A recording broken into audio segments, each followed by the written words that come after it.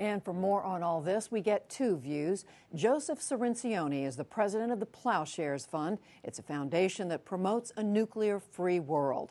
He's worked on Capitol Hill and has written extensively on nuclear issues. Stephen Rademacher has served in both Bush administrations, focusing on arms control and proliferation issues. Gentlemen, we thank you both for being here. You're welcome. So, Stephen Rademacher, to you first. Is the president right when he says the U.S. and Russia both have more nuclear weapons than they need, and that both countries can afford to cut what they have without diminishing their security in any way? Well, at the outset of his administration, President Obama gave a speech in Prague in the Czech Republic in which he said his vision is a world without nuclear weapons at all. So I guess by that standard, of course, we have too many nuclear weapons. I think the bigger question is whether Russia believes we have too many nuclear weapons. The Russians have never bought into the notion that the ultimate objective is a nuclear-free world. And so while President Obama may feel like the United States could have fewer weapons, if the Russians don't share that objective, I think it would be very dangerous to go down the road of unilateral reductions with the Russians staying where they are. So you're saying it doesn't matter whether there are too many. If the Russians don't go down, then the U.S. shouldn't go down, be willing to go down. I would be very reluctant to go down that road, and I think, well, President Obama should be as well. And it wasn't clear that he was saying he was in favor of unilateral reductions. He was saying that he would like to go lower. But again, I think the critical question is where does Russia stand on this? And I think there's little evidence that Russia wants deep reductions along the lines that President Obama apparently would favor.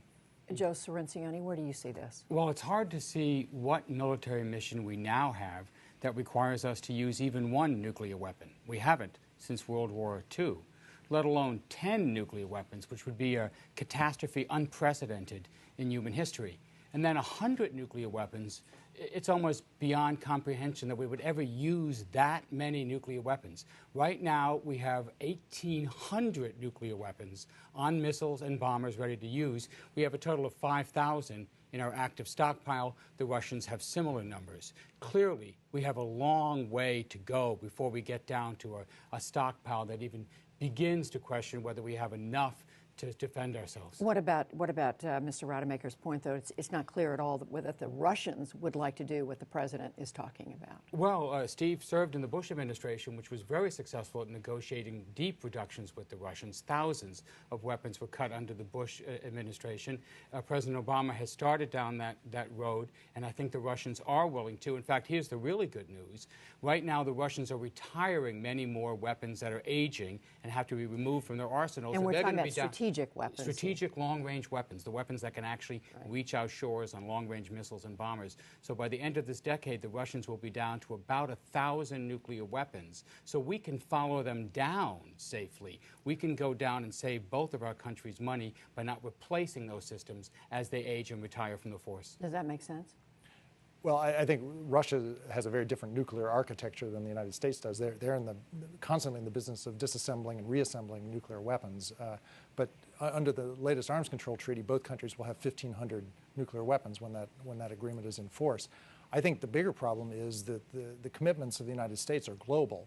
Our alliance commitments to our allies in Europe, our allies in Asia, and we don't have the ground forces to back up the treaty obligations that we have, and that's why for 50 years we've had a nuclear deterrent, and those obligations haven't changed, and to the contrary, new nuclear threats are emerging in places like North Korea, and if diplomacy doesn't suddenly succeed, we're going to face a nuclear-armed Iran as well. So you're saying even if the U.S. and Russia were to reach an agreement, the question is what happens with U.S. allies? Yeah, well, that's why you have to take all the other nations into account. But when you look at nuclear weapons, the U.S. and Russia are where the action is. Together, they account for 95% of all the nuclear weapons in the world. There are about 19,500 in the world.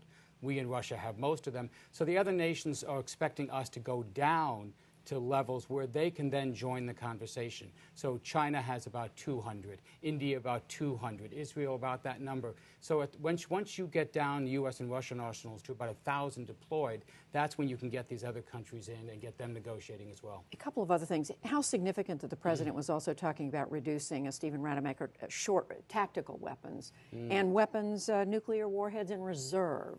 Is that significant? That's a critically important issue because actually Russia today has more tactical nuclear Yeah. weapons than they have strategic nuclear weapons. And they have about 10 times as many of those weapons as the United States has. And these weapons have been completely ignored in previous arms control agreements because they're difficult to verify and difficult to count.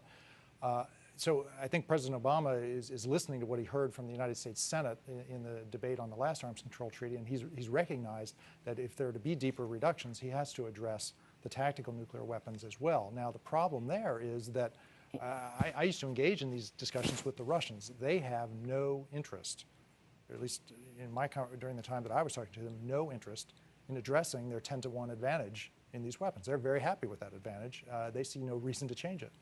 You want to comment on that? Because I want to ask No, you so about that's why you got to make the deal. So we're interested in cutting their tactical nuclear weapons. They're interested in cutting our big reserve of strategic weapons. It's a made-for negotiation. Let's make a deal here. We can cut them and so satisfy each side's security needs. Two other things. This president being caught on camera today without realizing, we're saying to Medvedev that I can be more flexible, in effect, after this election.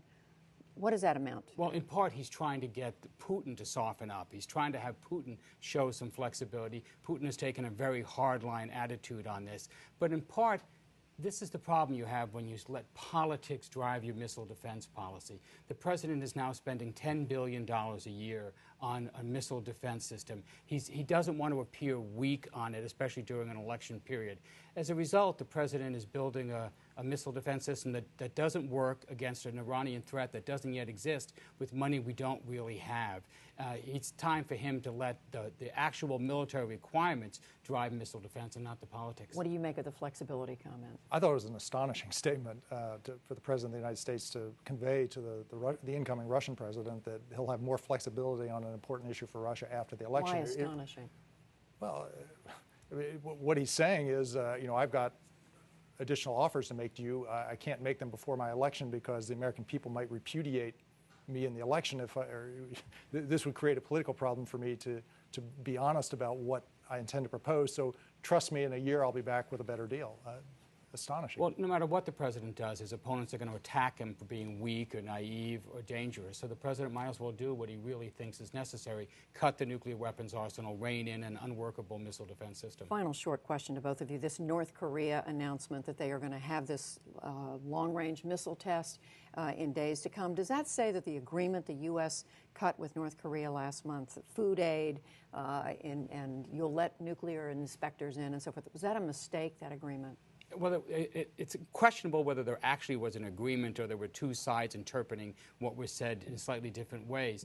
The effort to arrive at such an agreement isn't a mistake, and clearly North Korea is trying to have it both ways. They're trying to get the food aid by saying they have an agreement and then being a little too clever and saying this isn't a missile launch, it's a satellite launch. Look, it's a missile launch, and the U.S. can't tolerate this. There's no agreement if North Korea goes ahead with this. In just a few words. This is the typical North Korean pattern. They make promises in exchange for benefits that we extend to them. They pocket the benefits, and then they try to renegotiate by taking back their promises. And they've just begun the renegotiation earlier in this case. But I think this is all about getting more food aid, getting a better deal from the United States than the one that the Obama administration promised them a month ago. Gentlemen, we thank you both, Stephen Rademacher and Joseph Cirincione. Thank you. Thank you, Judy.